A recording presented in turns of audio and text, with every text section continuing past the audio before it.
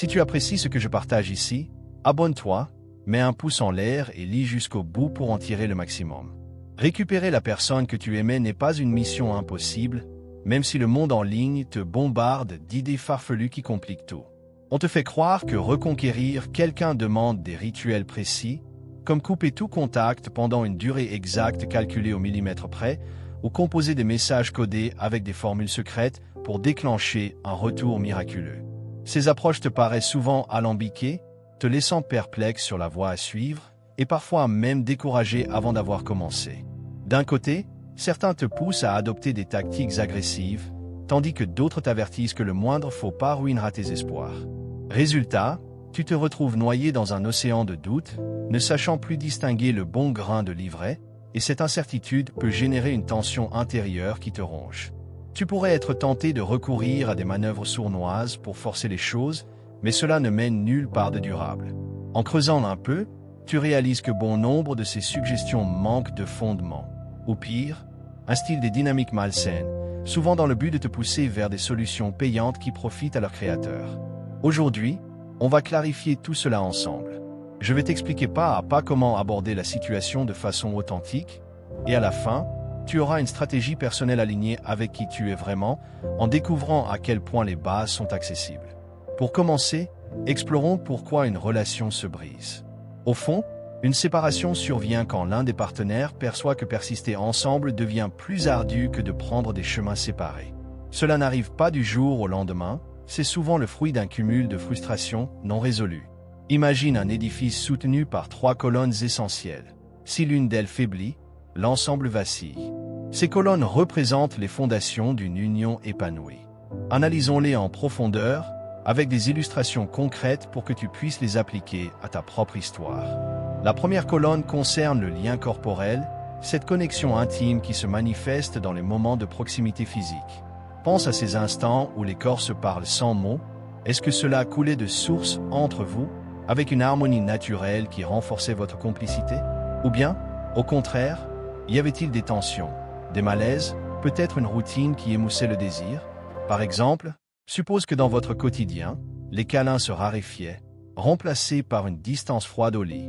Cela pourrait signaler un manque d'attirance mutuelle ou des problèmes sous-jacents comme le stress accumulé qui éteint la flamme.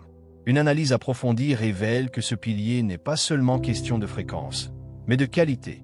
Un échange physique épanoui nourrit l'estime de soi et crée un sentiment de sécurité. Si cela déraillait, ton ex a peut-être ressenti un vide émotionnel masqué par ses symptômes physiques. Pour enrichir cette idée, considérons un cas typique. Un couple où l'un des partenaires, épuisé par un travail exigeant, néglige ses moments intimes. Au fil du temps, l'autre se sent rejeté, interprétant cela comme un désintérêt global. Résultat, la rupture pointe le bout de son nez parce que ce pilier, essentiel pour maintenir l'attraction, s'effrite. En réfléchissant à cela, tu peux identifier si c'était un facteur chez vous et imaginer comment le reconstruire avec authenticité sans forcer les choses. Passons à la seconde colonne, celle du partage intellectuel et émotionnel. Ici, il s'agit de la capacité à se comprendre mutuellement, à exprimer ses pensées et sentiments de manière à ce que l'autre les intègre pleinement. Est-ce que vous parveniez à discuter ouvertement de vos joies, de vos peurs, de vos rêves, en créant un terrain commun où chacun se sent entendu? Ou bien, les conversations tournaient elles en rond, avec des malentendus qui s'empilaient? Le respect joue un rôle clé. Se valoriser l'un l'autre, même dans les désaccords, évite que les conflits ne deviennent destructeurs. Prenons un exemple détaillé. Imagine que tu es passionné par un hobby, comme la randonnée, et que tu essaies d'en parler à ton ex, mais que chaque fois, la réponse est distraite ou critique, comme c'est bien, mais on a d'autres priorités. À force, tu te renfermes et le fossé se creuse. Cette intimité intellectuelle inclut aussi la résolution des problèmes. Tous les couples en rencontrent, c'est inévitable. La question n'est pas d'éviter les tempêtes, mais de savoir les naviguer. Si les disputes s'accumulent sans résolution, comme des nuages noirs qui ne se dissipent jamais, le couple finit par couler. Analysons cela plus loin. Supposez un désaccord récurrent sur la gestion des finances. Si l'un dépense librement et l'autre économise scrupuleusement, sans dialogue constructif, cela génère du ressentiment. Au lieu de chercher un compromis, comme établir un budget partagé, les reproches s'enchaînent, érodant le respect. Des études sur les dynamiques relationnelles montrent que les couples qui excellent dans cette colonne pratiquent l'écoute active, reformuler les paroles de l'autre pour confirmer la compréhension, ce qui réduit les malentendus de moitié. Chez vous, si ce pilier chancelait, c'est peut-être parce que les problèmes s'entassaient, freinant votre progression commune, comme un véhicule embourbé dans la boue. En développant cette analyse, tu vois comment renforcer cela, en apprenant à communiquer sans accusation, en favorisant l'empathie pour rebâtir un pont solide. La troisième colonne porte sur les horizons partagés, ces visions d'avenir qui donnent un sens à l'union. Avez-vous esquissé des plans ensemble, qu'ils soient grandioses ou modestes? Cela va des engagements majeurs, comme fonder une famille ou officialiser votre lien, à des projets plus anodins, tels que planifier un voyage ou simplement décider d'une sortie pour le week-end prochain. L'absence de ces projections signale souvent un décrochage. Si l'un imagine un futur commun et l'autre non, la motivation s'effrite. Illustrons avec un scénario concret. Vous parlez d'emménager ensemble, mais ton ex élude systématiquement le sujet, prétextant que c'est trop tôt.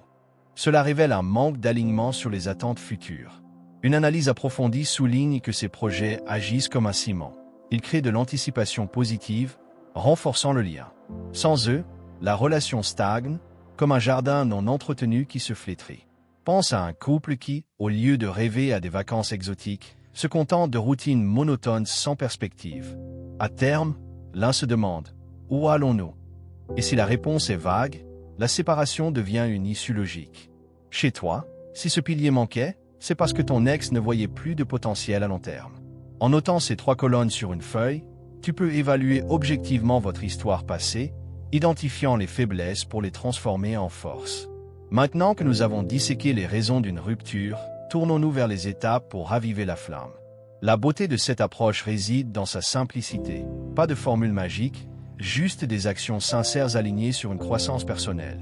La première étape, que tu as probablement déjà franchie sans t'en rendre compte, consiste à manifester ouvertement ton désir de réparer les choses.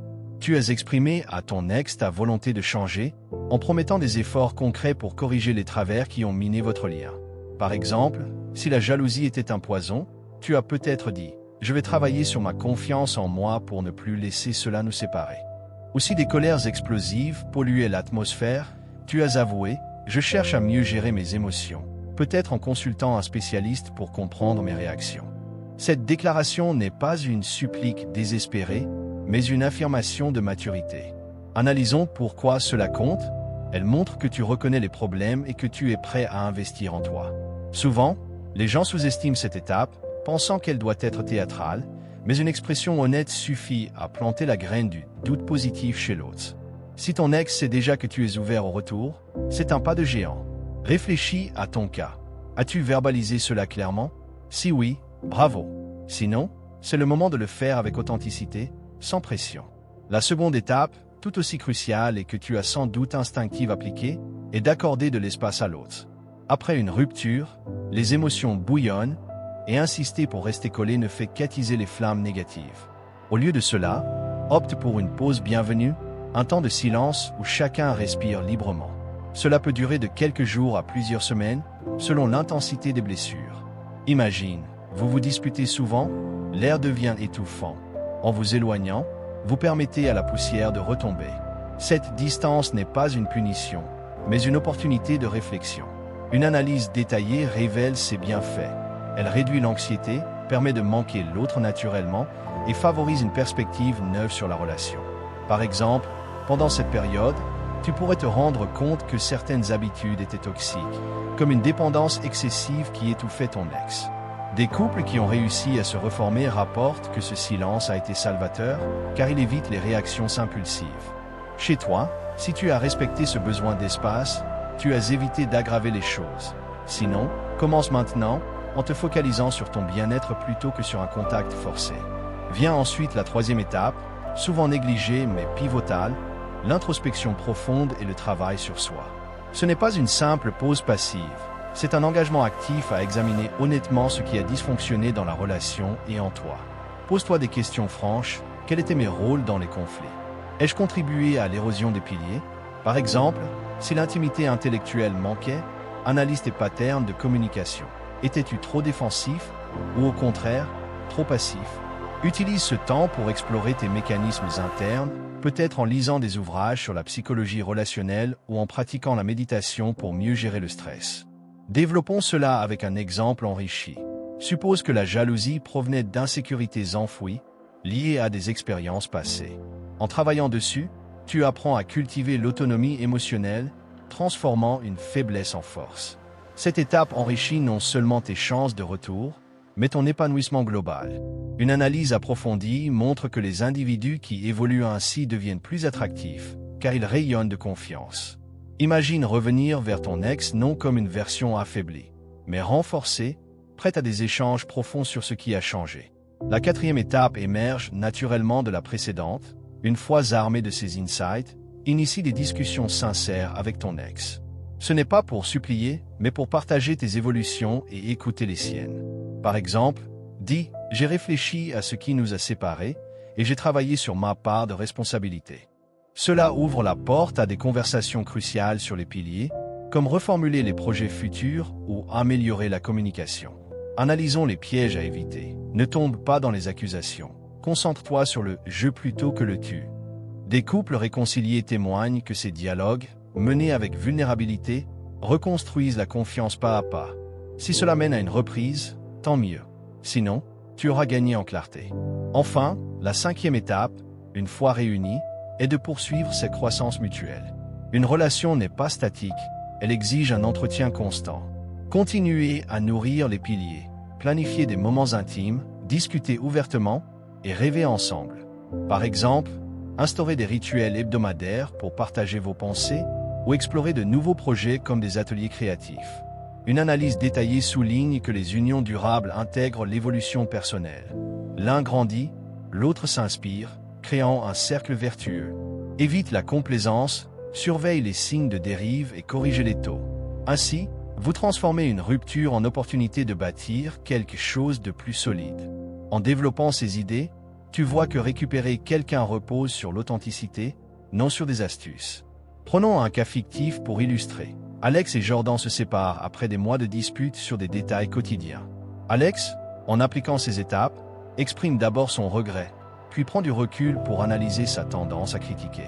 Pendant ce temps, il lit sur l'empathie, pratique des exercices de respiration pour calmer ses impulsions. Quand il recontactait Jordan, il partage « J'ai compris que mon stress me rendait irritable et j'ai appris à l'apaiser ». Jordan, touché, ouvre le dialogue et ils redéfinissent leur projet, comme voyager ensemble pour raviver l'intimité. Aujourd'hui, leur lien est plus fort car fondé sur la croissance. Approfondissons l'intimité physique. Ce pilier influence l'humeur globale. Des recherches en neurosciences montrent que les contacts tendres libèrent de l'ocytocine, renforçant l'attachement. Si cela manquait, peut-être à cause de routines sédentaires, envisagez des activités partagées comme des promenades pour relancer le désir. Exemple, un couple où l'un se sent négligé physiquement. En discutant, ils découvrent que c'est lié à la fatigue et ajustent leur emploi du temps pour des soirées dédiées. Pour l'intimité intellectuelle, développons la résolution de conflits. Utilisez la méthode DISC, décrire la situation, exprimer ses sentiments, expliquer les besoins, suggérer une solution, conclure positivement. Appliquez à un désaccord sur les amis. Quand tu passes du temps avec eux sans moi, je me sens exclu. J'ai besoin de me sentir inclus. On pourrait alterner. Cela transforme les clashs en opportunités. Sur les projets, analysez les niveaux. Court terme, week-end, moyen, vacances, long, vie commune. Si les longs manquaient, commencez par les petits pour reconstruire la confiance. Exemple, planifier un pique-nique mène à des discussions plus profondes sur l'avenir. En travaillant sur soi, explorez les attachements. Anxieux, évitant, sécurisez. Si tu es anxieux, apprends à tolérer l'incertitude. Si évitant, ouvre-toi à la vulnérabilité. Des exercices comme journaling aident, note quotidiennement tes émotions et triggers.